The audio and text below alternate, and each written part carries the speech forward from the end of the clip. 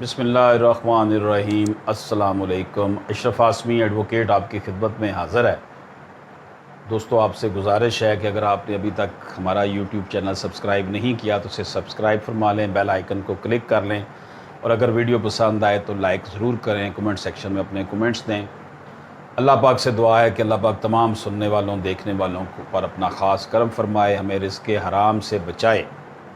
دوستو، آج کا ٹاپک بہت امپورٹنٹ ہے کہ جب ہم نے پراپرٹی کو فروخت کرنا ہے یا خریدنا ہے تو ہم نے کون سے پوائنٹس اپنے ذہن میں بٹھا لینے ہیں کہ یہ ہم نے ان کے اوپر عمل درآمد کرنا ہے۔ جب بھی پراپرٹی ہم بیچ رہے ہوں تو ہمیں کوشش کرنی چاہیے کہ رقم چیک کے تھرو نہ لیں بلکہ نقد یا بینک ڈرافٹ کی صورت میں لیں۔ بینک ڈرافٹ جو ہوتا ہے نا، وہ بنتا ہی تب ہے جب رقم بینک میں جمع کروا دی جاتی ہے تو بینک اس کا پھر ڈرافٹ بنا دیتا ہے۔ چلیں سیف پوزیشن ہو جائے گی جی، بینک ڈرافٹ بنا دیا گیا ہے، ٹھیک ہے جی۔ لیکن جو چیک والا معاملہ ہے بعد میں ڈسآنر ہو جائے، نئی مصیبت میں بندہ پڑا رہتا ہے۔ اور رقم وصول کیے بغیر رجسٹرار کے روبرو رقم وصولی کا بیان نہ دیں، یعنی کہ اگر آپ نے رقم وصول ابھی تک نہیں کی اور آپ نے سب رجسٹرار کے سامنے یہ بیان نہیں دینا کہ جی اس کی رجسٹری کر دیں، میں نے پیسے اس سے وصول کر لیے ہیں۔ میرے پاس ایک ریسنٹ کیس ایسا بھی ہے کہ جس میں ابھی رقم بالکل تھوڑی لی ہوئی ہے، لیکن وہ انہوں نے جناب نا چکمہ دے کر پارٹی کو پھنسا کر اس کا بیان کروا کے رجسٹری کروا لیا، وہ آگے پیسے نہیں دے رہے جو بقایا رہتے ہیں، بہت زیادہ پیسے بھی رہتے ہیں، تو وہ بیچارے جو ہے نا وہ مصیبت میں پڑی ہوئی ہے پارٹی۔ دوستو، مختار عام کے ذریعے جائیداد نہ خریدے، اگر خریدے تو اس بات کی تسلی کر لیں کہ اصلی مالک زندہ ہے اور اسی نے مختار نامہ منسوخ نہیں کروایا۔ اول تو پاور آف اٹارنی کے ذریعے جائیداد نہ خریدیں، اگر خریدی ہے تو اس بات کی تسلی کر لیں کہ جو اوریجنل مالک زندہ ہے، کیونکہ اگر مالک مر چکا ہو تو وہ پھر پاور آف اٹارنی ختم ہو جاتا ہے، اور اگر مالک زندہ ہے اور اس نے مختار نامہ منسوخ نہیں کرایا، یہ بھی چیک کر لیں۔ ہمارے پاس ریسنٹ ایک کیس ایسا آیا ہوا ہے کہ جس میں پاور آف اٹارنی کے ذریعے پلاٹ خریدا گیا۔ پلاٹ جس نے خریدا اس نے اپنے نام اس کا سوسائٹی سے لیا تھا، سارا کچھ رجسٹری وغیرہ کروا لی، انتقال ہو گیا، فائل بن گئی، سارے ریکارڈ میں آ گیا۔ کچھ عرصہ کے بعد جو پلاٹ کا اصل مالک ہے وہ آ گیا، اس نے کہا جی میں نے تو مختار نامہ اس کو دیا تھا لیکن وہ میں نے منسوخ کروا دیا تھا، لیکن وہ منسوخی بعد کی ڈیٹ میں ہوئی ہے، جو خرید پرچیز سے پہلے نہیں تھی، بعد میں منسوخی ہوئی ہے۔ لیکن اب وہ جو پارٹی ہے، شریف لوگ ہیں جنہوں نے خریدا تھا پلاٹ، تو اصل مالک نے جو ہے نا مختار نامہ کے ذریعے وہ بیچ کر اب ان کے ساتھ وہ ان کو سول کورٹ میں لے گیا اور ان کے اوپر کیس کیا جی میں نے تو منسوخ کیا ہوا تھا، حالانکہ منسوخی بعد میں اس نے کی ہے۔ یہ پرابلمز بہت ساری کریٹ ہوتی ہیں۔ جو مختار نامہ عام کے ذریعے جائیداد خریدی جاتی ہے اس میں مالک کا بڑا پرابلم بن جاتا ہے، بعد میں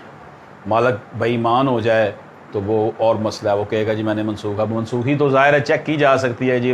ہوئی ہے یا نہیں ہوئی، لیکن منسوخی کے باوجود بھی وہ مسائل کا شکار کر دیتے ہیں۔ خاتون سے اگر آپ نے جائیداد خریدی ہے تو جو آپ کی سیل ڈیڈ ہے یا ٹرانسفر آف پراپرٹی ہے،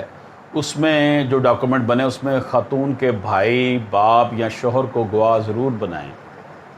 کل کو یہ نہ وہ کہے جی مجھے تو پتہ نہیں تھا، میں تو پردہ نشین عورت تھی، مجھے تو انہوں نے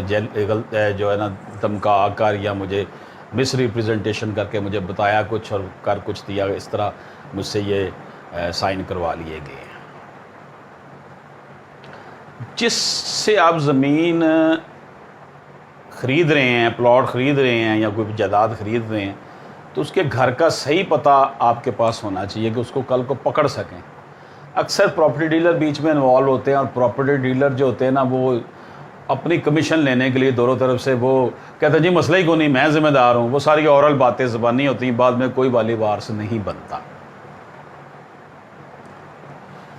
اچھا، آپ نے جب زمین خریدنی ہے تو اس بات کی یقین دہانی کریں کہ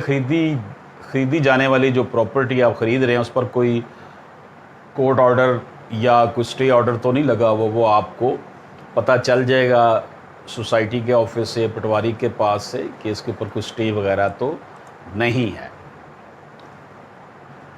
اب جائیداد جب آپ خرید رہے ہیں تو اس بات کی یقین دہانی کریں کہ مالک نے پہلے سے کسی کے ساتھ معاہدہ بیع تو نہیں کیا ہوا اس پراپرٹی کا۔ وہ آپ کو ریکارڈ سے پتہ چلے گا، سوسائٹی کے ریکارڈ سے پتہ چلے گا کہ سوسائٹی میں ہے وہ۔ آپ جائیں گے اس کے پاس سب رجسٹرار سے، وہاں آپ کو پتہ چل سکتا ہے کہ یہ جو پراپرٹی ہے، یا پٹواری سے پتہ چل سکتا ہے کہ اس پراپرٹی کے متعلق پہلے سیل تو نہیں ہوا۔ اسی طرح کا ایک کیس ہمارے پاس آیا جس میں ایک بندے نے پراپرٹی خریدی تھی اور وہ پراپرٹی خرید کے باہر چلا گیا، اور ایک اور بندہ آ گیا، اس نے کہا جی یہ تو پراپرٹی میری ہے، اس نے وہاں چار دیواری کر کے دروازہ لگا لیا، وہ کہتا ہے میری ہے، وہ کہتا ہے میری ہے، دونوں کے پاس رجسٹریز ہیں، رجسٹریشن ہوئی ہے ان کی۔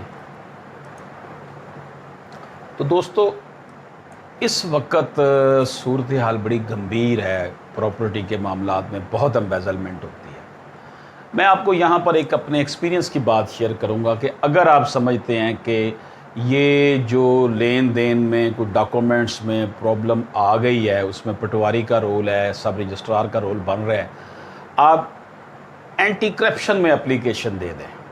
میں آپ کو یقین سے کہتا ہوں کہ اینٹی کرپشن میں اپلیکیشن دینے سے دوڑیں لگ جائیں گی ان کی، جو جیل ساز ہوں گے، اور آپ کو ریلیف ملنے کے چانسز بہت جلد ہو جائیں گے۔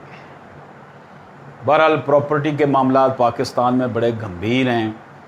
آئے روز قبضہ ہو جاتا ہے، جعلی پراپرٹیز، کسی کی پراپرٹی ہوتی ہے اس پہ قبضہ کر کے بیچ دیتے ہیں، اور جو بیچارہ خریدتا ہے وہ بیچارہ بعد میں ساری عمر پھر عدالتوں کے چکر لگاتا رہتا ہے، اور انصاف کی جو صورتحال ہے وہ بھی ہمارے سامنے ہے۔ لیکن ناامید نہیں ہونا چاہیے، اللہ کی ذات کرم کرنے والی ہے، اس گئے گزرے دور میں بھی ہمیں اپنی امید کا دامن نہیں چھوڑنا چاہیے۔ جس کے ساتھ کوئی ظلم ہوتا ہے تو اللہ تعالیٰ اس کا کوئی نہ کوئی راستہ آسان کر دیتا ہے۔ اللہ پاک ہم سب کا حامی و ناصر ہو۔ اجازت دیں، خدا حافظ۔